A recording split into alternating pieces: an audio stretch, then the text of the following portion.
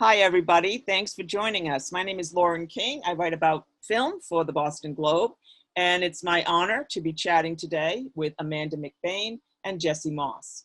They are the co-directors, but also producers and cinematographers. We'll talk about the many hats you wear for this production for the film called Boys State.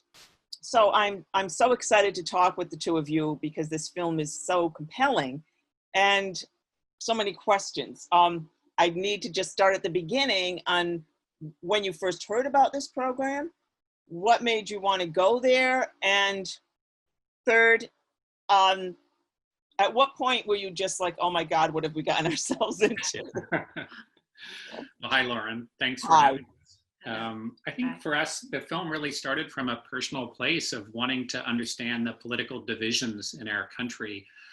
This was a year after Trump's election in 2017, and it felt like in a space we'd never been in before, and certainly in my lifetime. And as filmmakers, thinking about how do we confront this question of political paralysis and political division, and we read about Texas Boys State, actually in a newspaper, in the Washington Post, and because that year the boys had voted to secede from the Union, and this vote on behalf of the Texas Boys State Legislature had gotten the attention of a lot of people and created something of a mini scandal.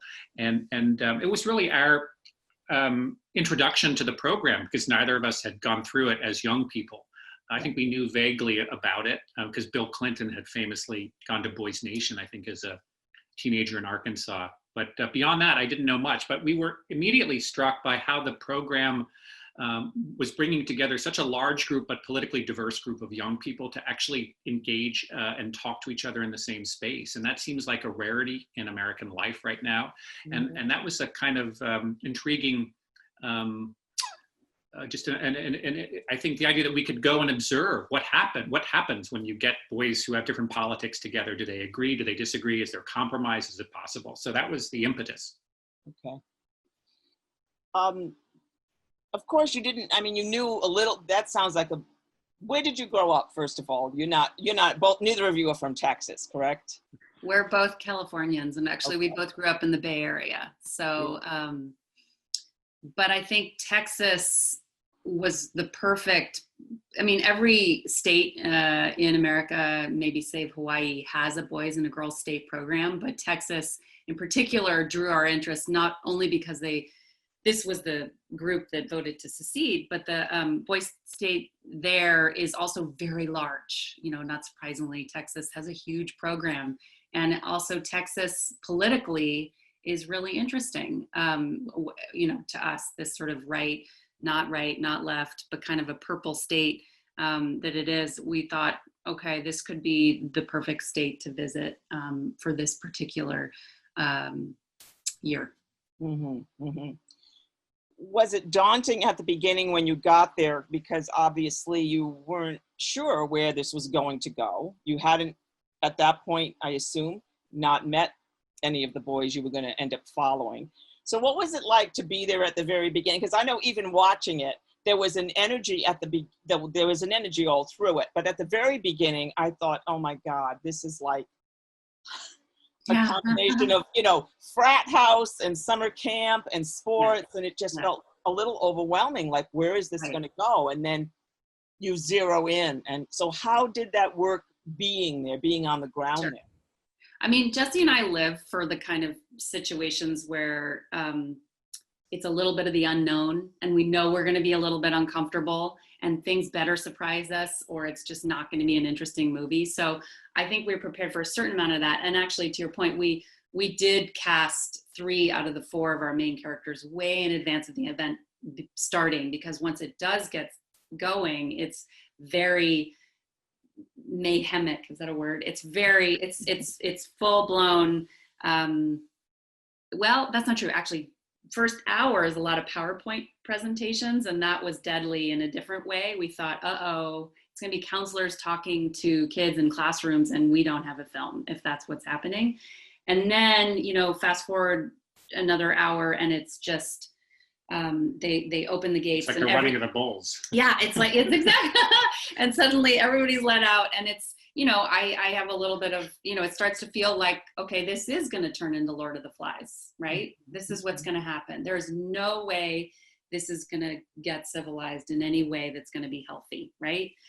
And so, to our great surprise, though, over, fast forward each hour, and you meet, they build structures, they build platforms, they organize, they debate, and some of those debates were messy and fraught and really interesting, and some were productive, and then you have the leaders really who do percolate to the top, and that's where things get really interesting. So there was a lot of surprises, but we knew we had our main guys, and I think that anchor, just to have the people we knew we were interested in enough and invested in enough, the fact that they did well is one of the magic sort of facts of this film that was lucky on our part, partly, but they also were very impressive. We kind of knew they were our best bets, but they were bets. I mean, we really did bet on them, and they did well. So control and chaos. Yeah. The boys you do focus on, what's so interesting about it is, to me at the end, it's the way the film is structured. I felt like the momentum was with Stephen, and it was a little bit of a surprise that he ended up not winning. I hope I'm not spoiling. I think most people have seen the film, but Eddie isn't really. He's sort of, and I think this works really strongly in the film. That the fact that he's sort of he's not as compelling a character, at least in the context of the film, as Stephen is, and yet he emerges the victor. Is there something to that? Was that intentional, or is it? I'm just curious. I'm throwing it out there because I've been thinking about that and wondering if his sort of he sort of he just sort of emerges as a nice kid, nice looking. It's a curious thing. No, I think these are questions we were asking ourselves through the editorial process, actually through shooting, because we were tracking Eddie's ascent. We knew he was a strong Federalist candidate even before he got the nomination. I think one thing that happened is that Robert, who we were tracking, and Stephen, who we were also tracking, squared off for the Nationalist nomination. And that contest becomes such a defining part of the story. And then we move into the general election phase of the story. And I think we saw Eddie as a strong candidate, but really an extension of Ben. I mean, Ben, it's pretty clear, is like the guy who's managing the operation. He says of Eddie, knows his facts, or at least presents as though he knows his facts. And I think Eddie knows his facts, actually. He's really bright kid. Really bright kid. But I think that Ben was such a dominant figure in that party, and I think ultimately see as the story plays out. I mean, he's really in determining the outcome of the election. It's Ben. It's in Ben's hands more than Eddie's in a way, and you see Eddie kind of sizing up Stephen, and you think Eddie is this lock. I mean, Stephen is constantly underestimated, and Robert underestimates him and acknowledges as much. Eddie, you see, recognizes Stephen has a kind of quiet strength, which is what drew us to him, and which he carries through and becomes a kind of emotional North Star for us in the movie. I mean, we're all searching for our kind of equilibrium in this chaos, and Stephen is this old soul, Napoleon Bonaparte quoting man of integrity. We've been searching for him, right, in our politics, and there he is, in a most unlikely form, actually. I mean, I shouldn't say that. I think what was unlikely to us about Stephen is that he didn't command a stage like Eddie, or at least we didn't know that he could. So I think, I think it sort of shook out, I don't know, ultimately, in a way that felt, I mean, people do sometimes, actually young people have questions about Eddie, but I think he got the right amount of screen time. Yeah. Well, that's interesting what you say about Ben. It's interesting to me how it's such a microcosm of the political climate, which obviously you both knew going in, but there were moments that were really chilling for me to watch. The toxic masculinity, the chance of USA out of no reason for it at all, and Ben in particular, his sort of winning at all costs, and It doesn't matter whether it's true or not true. That really gave me pause. So Trump is not really much of a presence in this film at all, and yet he's very much a presence. And again, to your credit, it's there, but not overt. That was intentional, obviously.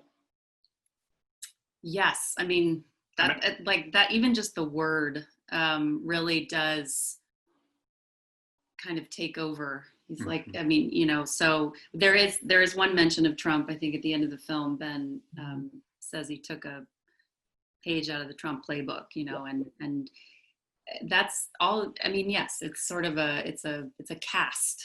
You know, I remember thinking about the movie Man on Wire, which is a brilliant documentary, and the destruction of the towers is never mentioned. I mean, it's the shadow we all bring to the story. It gives it its depth and pathos, and I think we felt like, in a way, that the shadow is there and it doesn't need to be acknowledged. And I think, I think we all kind of refract the boys' state narrative through our current political reality, and it's what we weren't sure we would find, that degree of reflection. I mean, we thought maybe we'd just find that kind of devolved chaos and nothing more. But I think the degree to which something more resembling order emerges was a surprise. And I think, but that's right, that the tricks that we see, the dirty tricks, the internet memes, the tools and tactics of modern negative campaigning, I think we were surprised to the extent at which they did emerge. I mean, it was a question going into the project I think we wanted to explore, was how are young people absorbing these norms, these political norms, and are they kind of, and we, in fact, we see them kind of absorb them and then sort of project them back. And that's not a surprise, but I think it does still give us pause. At the same time, we see both beyond the frame of the film and in the frame itself, these voices of moral leadership, young people capable of summoning not only their better selves, but the better selves of the people around them. I think Stephen's is capable of that. You see him do that. And that was really inspiring amidst some of the darkness, the racism that you see directed at Renee, one of the few African-Americans in this largely white space. I mean, that's, it was really, I think, for us, shocking to see it. I mean, you see it coded in the impeachment threat, but then you see it like kind of in its raw form in the meme attacks directed at him. And in a way, I guess we shouldn't be surprised that we encountered it, but it's still shocking. Yeah. Was there anything that happened, that you couldn't fit into the final edit that really broke your heart, that you hated to leave out? I mean, that's what makes editing so beautiful, but also so painful, is this was a 5-hour cut at some point that we thought was just the best thing we'd ever done. And, you know, the truth is, the more you distill it and the more intense that bouillon cube becomes and the more flavorful, it really does,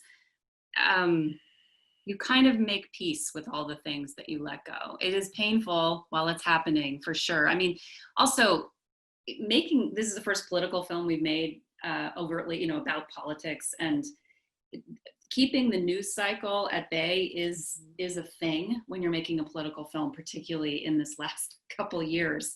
And so, for instance, there wasn't a great scene of, we're in fine cut with this movie. So it really is in its short form. It's not 5 hours. So we should not be adding any scenes back in, but the impeachment hearings were going on and in Washington. And there's this wonderful scene that we revisited and almost put back in the movie of Renee in the Rules Committee writing the rules of impeachment with the group in such a way that it would be impossible to impeach him. And we just thought, well, that's, you know, we got all re-interested in that because of what was going on. And you just have to be really disciplined about, well, okay, that's a really interesting tangent, but it takes time, which then makes your movie feel longer and heavier. And it takes a emotional, you know, it diverts some of your emotion that way. And then, so you can't keep this like really moving forward. So we had to kind of keep the focus. But that was hard, and you have a lot of those moments, for sure. I'm trying to think of what else. Amanda was fierce and fighting for. There's some very lovely quiet moments. Amidst the noise, but like the turtle that appears and a raccoon that goes down a garbage can, and I think part of the editorial process is that calibration of rhythm, of loud and quiet. It's musical, editing. I think like writing, and I think finding that rhythm, is just a process of experimentation. And the quiet moment in the cafeteria where they're all just drinking. I think we needed those moments of quiet. You need those moments, and finding the right ways, the right imagery. There's some great speeches we had to let go of too, and you hate that because you think, oh no, if we get rid of there was a kid who gave a great talk on big tent politics, and I was like, well, if we lose that, then our movie isn't as smart, and it's just like you get worried that you get attached to sort of strange things, but then again, once they're gone, you stop missing them. Well, because you mentioned that sort of the pace of the quiet moments. I mean, for example, I was happy you included the talent show segments. And again, it had nothing to do with the political, but encompassed the week and what it was like, and also brought some levity and humanity to it, which were you excited by? Yeah, I mean, it made us laugh, which was really important. This journey made us laugh. It also made us cry. And I think capturing all of that in this film, which is, I think, such a great, it's great when a documentary can do all of that. It was nice to make a film. We've made some very bleak films in recent years, and this film, as serious as it is, really was so funny in so many respects. A talent show, which, if you think about it, on displays a kind of range of masculinity too. I mean, there's a guy who's doing an interpretive dance. It's like on stage, off stage, Jeff. Also, it's like, it reminds me every time I see it, they're kids. Mm-hmm. You know what I mean? Like, they're not 50-year-olds. They're like 17. And it's important to remember that while we're watching this film. I think there's a couple moments where I have that little trigger. I was like, oh yeah, right. You're only 17. That was one of the great surprises to the film, is that as special as these young men were, we knew when we cast them, their capacity to be transformed by this experience, to come to know themselves in deeper ways. Robert, who's clearly kind of in conflict with himself about how to conduct himself in a political contest. I mean, Stephen, finding his voice, Renee sort of being tested. I mean, I think that we were told by Boys State that it could transform young men, but we didn't really believe that. We thought that was hype, and like maybe we got lucky, but these guys really surprised themselves, and they surprised us, and how this kind of crucible of the week and the moral choices that they confront individually really do force a kind of growing up. Yeah. There is a girl state that you just said in most, and was there ever a moment, I mean, obviously that would have been a completely different film. And so why were you more attracted to Boys State? If the girls had voted to secede, I think we would have been there first. I think, whenever these programs do get back up and running in person, we can't wait to get back there and see what Girl State is all about, whether it's in Texas or not. I don't know, but I don't know how different or similar it would be. Like we have done, could be, who knows? But yeah, I can't wait. I mean, it will be interesting now, having gone as deep as we have in the Boys State version of it. There's people I want to meet at Girl State in the way that I've now know Stephen, Ben, Renee, who are the girl versions of those guys, but there's also spaces that we didn't get to spend time in. You asked about stuff that we had to let go of. There was a lot of the House and Senate stuff that we couldn't spend time with on this film that I really, there's some incredibly smart kids, and watching them write, debate, pass bills was pretty fascinating. It wasn't lost on us too that what they did at Boys State that year that we filmed is they actually passed, in this very conservative group, passed a background check bill, and this is in Texas, and I think that's looking beyond the chaos. I mean, they were actually capable of of agreement, of compromise, and on something as contentious as guns was actually striking and gave us a glimmer of hope that something might eventually be possible with the right kind of political leadership. I mean, it was such an interesting time to be in Texas watching a debate on guns, because it was 3 months after Parkland, and only like 2 weeks after Santa Fe in, Texas. And actually there was 2 kids who were survivors from the Santa Fe shooting who were actually there. So it was an interesting time. Yeah. Well, I ask about the focus on the boys because there is a theme about the sort of the male energy there, and the emulation of male politicians. I was struck by the fact that they seem to focus on abortion so easily. Was that just mocking the sort of the climate of the conservative politicians out there? I mean, are these kids just absorbing that? Because I found that striking. I mean, there was guns, immigration, but that so many of them right away gave a stump speech about right. Limiting. It's one of those hot potatoes, right? Like I'm gonna. It's not personal. It's like, okay, we know what. Obviously, it's not personal. There's this. It's one of those topics, and we're going to bring that into this room. That being said, a lot of the boys, certainly the ones that we followed, were very uncomfortable debating that particular hot topic issue as divisive and sort of like, as it's one of those topics that can really get you or lose you votes, like without even any conversation. And many of the group conversations we watched, particularly with the guys we were following, were just, it was just one of those places where they just didn't feel good about it for obvious reasons. I think that going in, I hadn't realized what an incredible window we had actually on masculinity. We went because we wanted to make this film about politics and sort of the health of democracy and everything else. But then once we get there, I've never been in a space as a woman of, 1,100 young men, and how interesting to check in on them and where they're at now, or at least then, circa Me Too, circa all those conversations about toxic masculinity, and how are they bringing all that in also, right? And there was a lot of machismo on display that I expected, but there was also a lot I hadn't expected.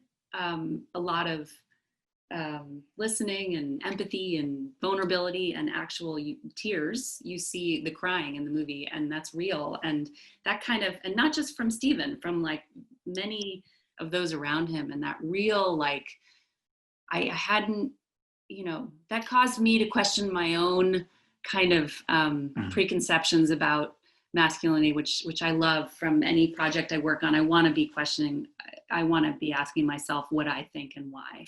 And you played out really two visions of sort of the masculine ideal and how it influences politics. You see that the empathy of Stephen, the compassion, which young people do respond to there. Then you see this other version of, it's more like strength, right? It's sort of an exaggerated strength, a kind of militant strength that is embodied, I think, in Ben's position in the Federalist Party. And I think that that schism is very real in our politics. It informs a lot of what you see and how people act. And again, shouldn't have been surprising maybe for us to encounter that kind of empathy, but surprising to see it received so positively. I mean, Stephen is emotional when he speaks about the impact of school shootings amidst a subject that he's been and directly involved in and leading the March for Our Lives movement in Houston. And I think, but showing his vulnerability, he wasn't afraid to show his vulnerability to a room of 500 boys.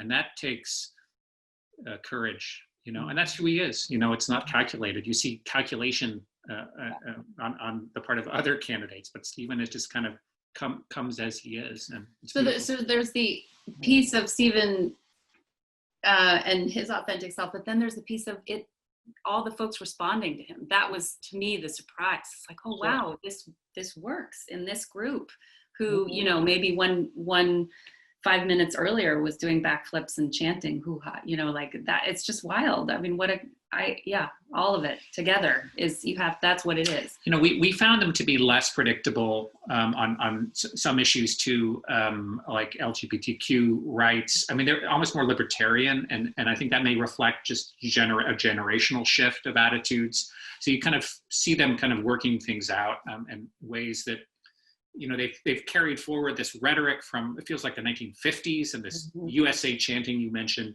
Yeah. But they've also squarely got a foot in the 21st century. And I think that's very much how the program feels. It's also how we feel as a country. And I think that kind of uneasy lurch into the future is kind of how progress feels, is sort of what you feel there too. And, you know, it's good, bad, and ugly. But it's, you know, it's also representative of where we're at. Yeah. So on a personal note, your film won the grand prize at Sundance, in the last Sundance that we were live this past January. I just want to ask you how that felt, what it meant to you. Was it a big surprise to you? And just sort of what some of the aftermath of that major win for this film was. That experience was I don't think at the time we realized how special, we realized how special it felt for us in particular, but I think not knowing it was the last time, you know, that people could really collect and watch movies on a big screen, I think looking back on it now, it has like another layer of value, at least in, you know, we've been making films for a very long time. And I think each time you finish one, you think, is anybody going to respond to this? I don't know. I like it. And you hope and you pray that other people it'll connect with other people. I think what made this one in particular special is that Sundance, we had the boys come out too. And Stephen brought his mom and Ben brought his mom. And it really, you know, you want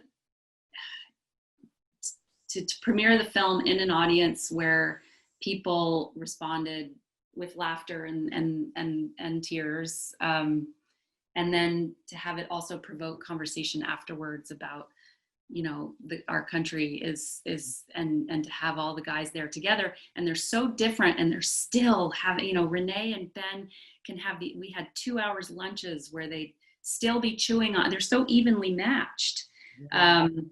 And they're having these debates that continue that I just want to keep filming, you know, to have something feel that organic and alive still, and to have people respond to it was really truly extraordinary. I think even it's actually always the great part of a film's life when you can share the work with your subjects and have these conversations, and particularly with these guys who are young still, to see their maturation since the film was finished, particularly with Ben, who we talked about his decision, his win at all cost strategy, but actually to see his moral reflection on those decisions now 2 years later, seeing on a national level the corrosive cost of politics like that has given him, I think, a new, he's really repudiated his own tactics in a way that's extremely powerful, because, you know, he's not a character in the movie who changes. He comes in as the master strategist and he leaves as the master, kind of ruthless. But really there's a kind of newfound perspective, which I find is moving as Stephen's own transformation in the film. And it's powerful to hear it from Ben, to hear him condemn those actions and to recognize the consequences as a young man now, because the stakes couldn't be higher. Yeah. So that's been, you know, I wish he'd maybe recognized them at the time, but no, I mean, that they're still growing, and so that's really nice to see. I think he said recently, it's democracy's just too fragile. Yeah, so I think it's a real concern for him. Yeah, it's really interesting. Wow. So just back to the logistics of the film, of making the film, this was so many kids and so much going on.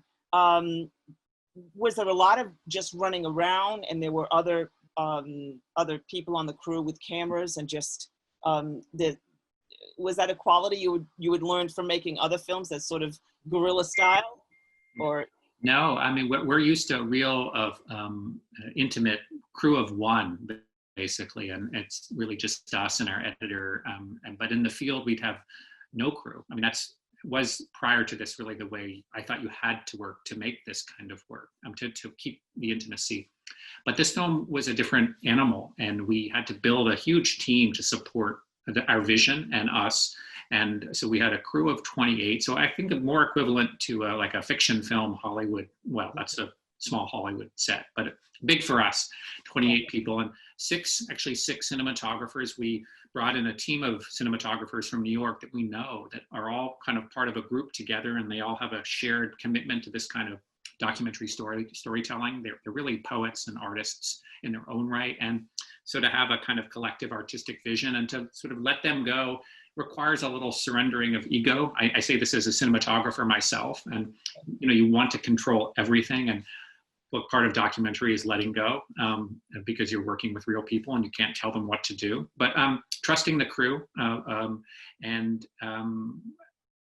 that was beautiful. I mean, it's a great way to work, and I think the only way to work to realize the vision of this film, to pair cinematographers with subjects and let them kind of build their own relationships, for us to kind of float around on this massive set of the UT campus, and just to try to keep track of the chaos and to sort of impose some sense, if not truth, that there was a kind of, we knew what we were doing, and I don't know. Amanda likens it to like a hurricane that we were flying into in a little prop plane, and you just gotta kind of, you just gotta get buffeted as you go, and you find your way to a kind of center where there's some kind of stability, and that's what it was like. And so I don't know that I want to make every movie this way. And it's also the first movie we've co-directed. We've been creative partners and married for a long time. But for us to direct together has been, I don't know, I wonder why we waited so long too. Right? Will you do it again soon? As soon as we can, I think. Yeah. I mean, it's yeah, I think it takes a while to recover from a verite film, and sort of I don't know. I think we haven't been able to make one like every year or two. It usually takes longer for recovery process, and then to idea gestation. And but I think Girl State is at the top of our list for sure.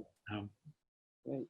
Well, that film has such an energy to it. You can tell that there was a lot of organized chaos. I mean, organized from you guys, because there's a lot of energy in there. The pace of it, it moves really fast, and but yet there's a clear through line. So I was curious how you managed that. I know the editing process was probably quite a long one. Yeah, well, we're fortunate to be able to work with a good friend and longtime collaborator, Jeff Gilbert. He also cut our last film, The Overnighters, and we all work really well together in writing, which is really what it is for that year of sifting through 300 plus hours to try and make sense of that chaos. Who wins, right? So there's that 1, 2, 3, 4, 5, 6, 7, 8, 9, 10 of that story. But getting there, how much the primaries are going to be a part of this versus the general, like that kind of thing. And why the state party chairs those two characters were so essential to the governor's race, right? I mean, that's a hard, government is complicated and there's moving parts. And so it took a long time for us to piece this together in a way that really accurately reflected the emotional journey we had while we were filming it, which is really the end goal, because I want you to feel what I felt and what we felt when we were going through it. And the nice thing about having an editor who was not in the field, who does not know any of these kids, they really, Jeff has a dispassionate kind of sometimes aggravating removed from the real people, you know, so he can really see what the movie is outside of our feelings for it. So it's that dance. I think like, our emotional relationship is really important.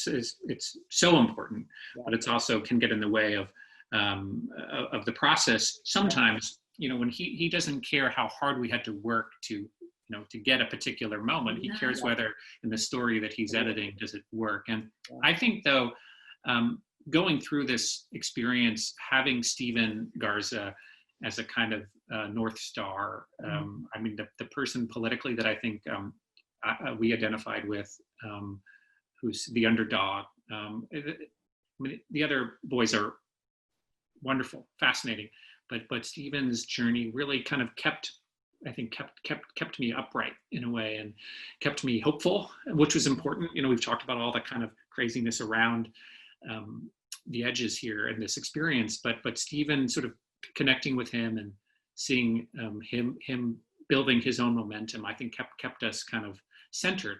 And I think it would have been so easy to kind of spin off into, you know, a film that was no greater than the sum of its parts. And I think Stephen's story ultimately is what elevates this, I think, for me at least.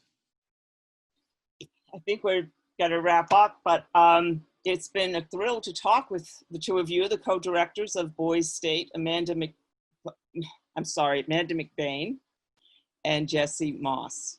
The film is called Boys State.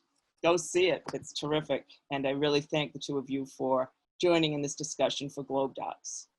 Thank you, Lauren. Thank you, Lauren. Yeah. Thank you. Bye-bye.